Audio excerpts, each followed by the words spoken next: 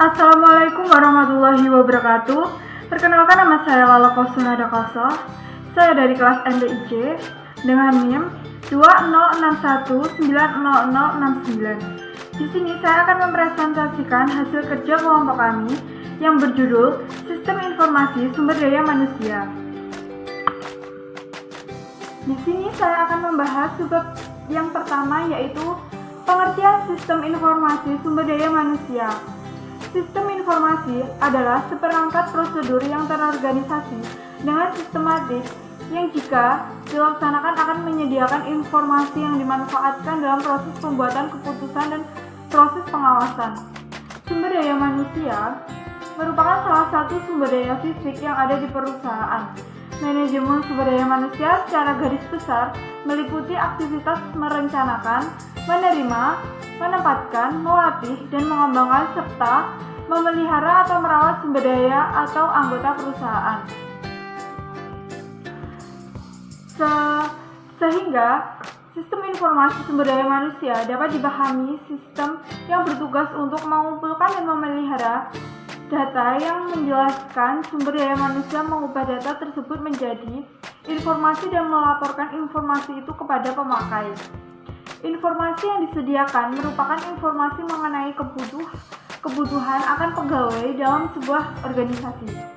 Informasi perekrutan pegawai, informasi data pegawai, informasi pengelolaan pegawai selama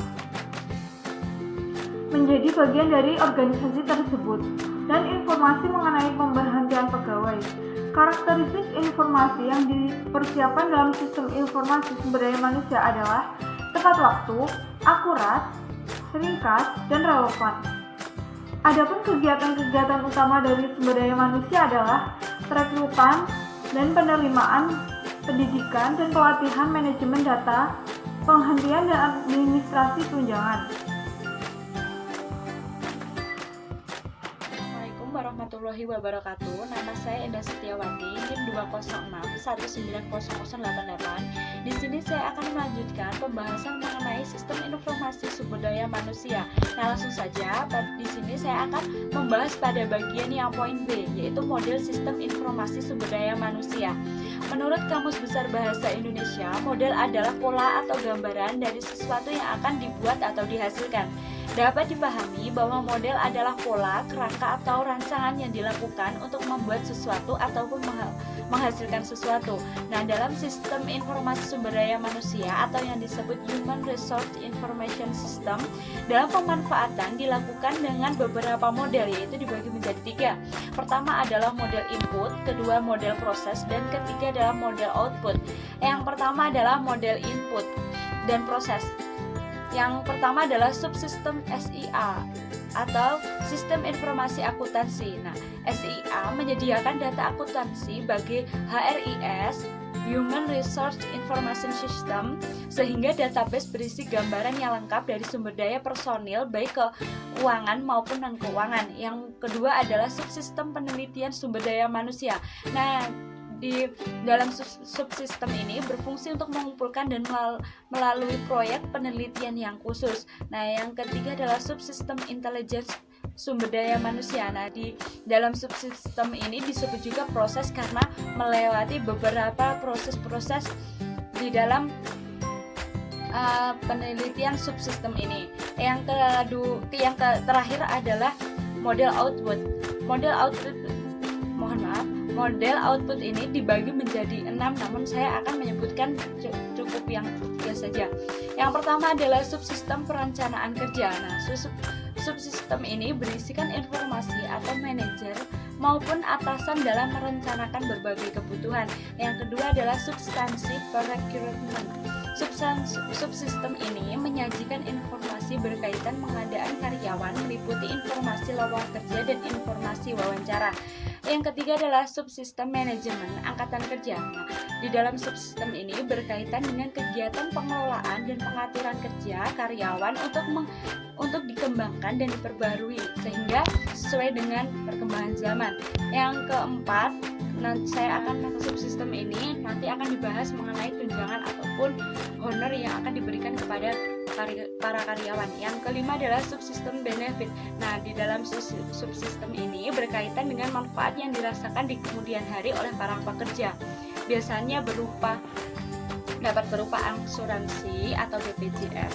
Nah, yang keenam adalah subsistem pelapor lingkungan. Nah, di dalam subsistem ini berisi informasi tentang keluhan atau saran karyawan, misalnya lingkungan kerja, lingkungan sosial, dan motivasi kerja.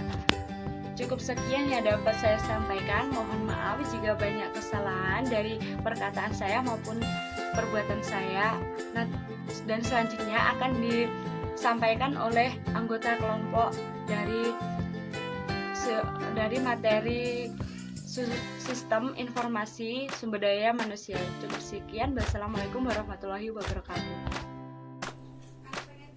Bismillahirrahmanirrahim. Assalamualaikum warahmatullahi wabarakatuh. Perkenalkan, saya Ika Zulfa Safriati dari kelas MPIC. Di sini saya akan menjelaskan mengenai subbab fungsi sistem informasi manajemen. Yang pertama yaitu perekrutan dan penerimaan. Jadi dengan adanya S1 MSDM ini tuh bisa merekrut dan menerima karyawan baru. Yang kedua yaitu sebagai sarana pendidikan dan pelatihan. Jadi dapat meningkatkan, dengan adanya pendidikan dan pelatihan ini dapat meningkatkan pengetahuan dan keahlian para pegawai. Yang ketiga yaitu sebagai manajemen data. Jadi untuk menyimpan data pegawai yang nantinya sangat diperlukan untuk administrasi dan lain-lain sebagainya. Yang keempat yaitu untuk penghentian dan administrasi tunjangan. Jadi S1 atau sistem informasi MSDM ini sangat berfungsi ketika nanti ada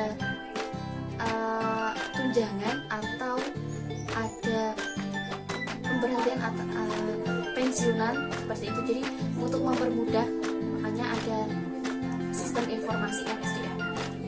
Secara keseluruhan, sistem informasi manajemen SDM ini bertujuan untuk mengintegrasikan informasi yang diperoleh dalam aplikasi-aplikasi yang berbeda ke dalam suatu sistem yang bersifat universal atau keseluruhan. Sekian yang dapat saya sampaikan. Akhiran, wassalamualaikum warahmatullahi wabarakatuh.